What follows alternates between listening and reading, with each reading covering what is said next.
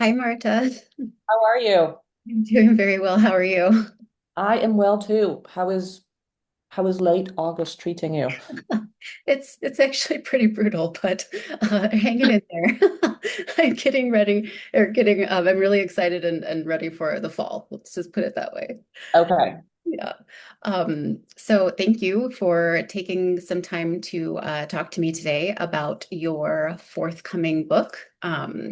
It is called The Bad Child, a Maria Janion Reader, and it's set to pub on September 9th.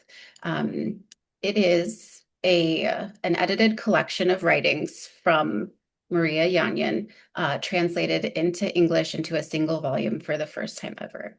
So, can you tell me a little bit about who Maria Janion was and what made you decide to collect these writings and translate them into English? Thank you. So I mentioned in my introduction that Janion was the greatest intellectual in Poland of her generation among leftist intellectuals, and that might seem like an exaggeration, but I really don't think it is.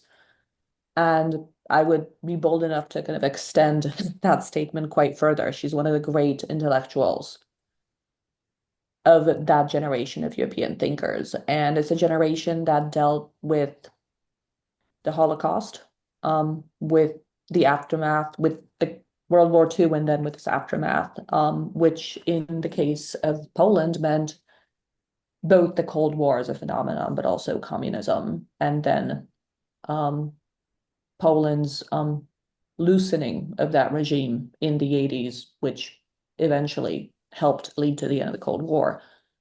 And Yanyan is a fascinating perspective on all of those developments because she is kind of staunch,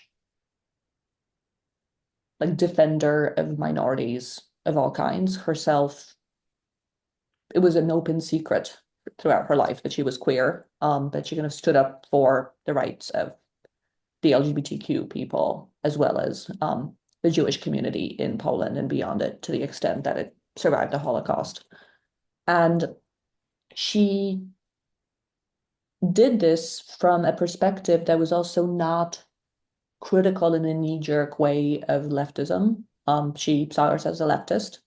Indeed, she stayed in the Communist Party in Poland until they kicked her out for being too radical, which I love that detail. And she was a voracious reader and thinker who read whatever she could get her hands on, who wrote copious amounts of literature, kind of both criticism and essays and commentary, and who then taught the whole a whole generation of young women um, and men who kind of became the leftist intelligentsia of Poland um, in the 80s and 90s. So she's a kind of really important figure, both historically and also conceptually. Okay. So it's it's pretty easy to see why other scholars and folks in your field and comparative literature, literary studies, and then fields across the humanities like history and cultural studies would be interested in this book. But I'm curious what you think this book might offer to a general interest reader, particularly in this present moment. And you touched upon some concepts that are very relevant to today. But what do you think that for us non-scholars, what do you think that this book offers for some of us who might just be interested and not know it? That's a great question. And I should mention, you asked me before how I chose the essays that I did. And one of my principles was that I really wanted this book to be accessible and exciting to people who don't know Polish literature or culture very well. There's a lot of great writing she did that presumes that you've read the Polish canon, but those are not the essays I collected.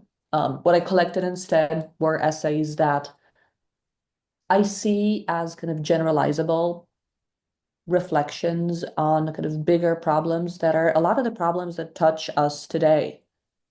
These include kind of deep historical and conceptual meditations on Ukraine, and the politics of Ukraine and Russia's and Poland's kind of complicated relationships to it, which I think is goes far beyond the relatively superficial debates we tend to have about this in the news. And also thoughts about kind of constant reflections on how people become nationalist or fascist or racist.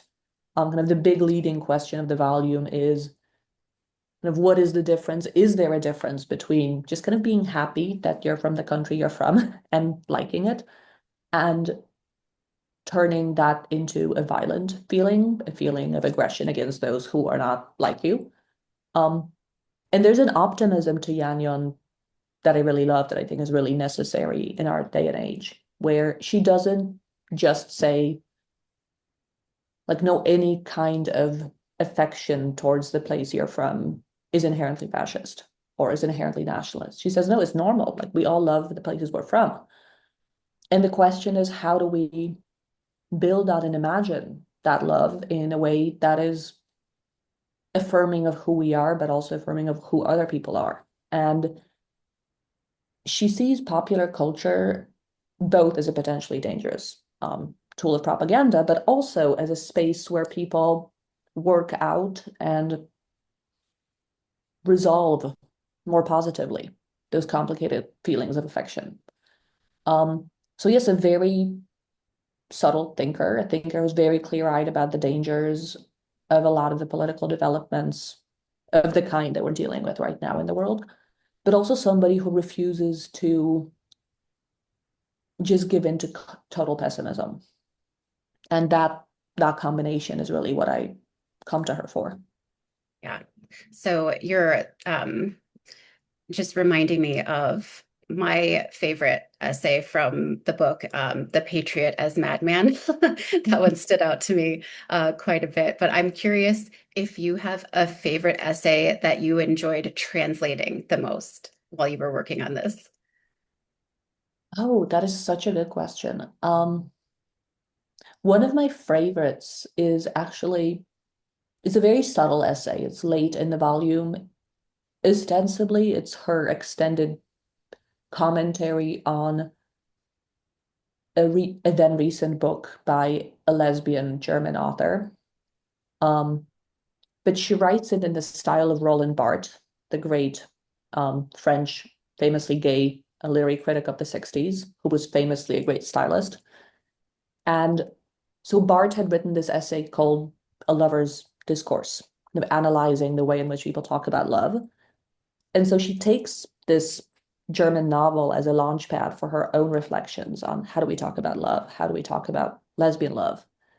And she does all of this without quite saying that she has personal investments in it, but not unlike Barthes himself,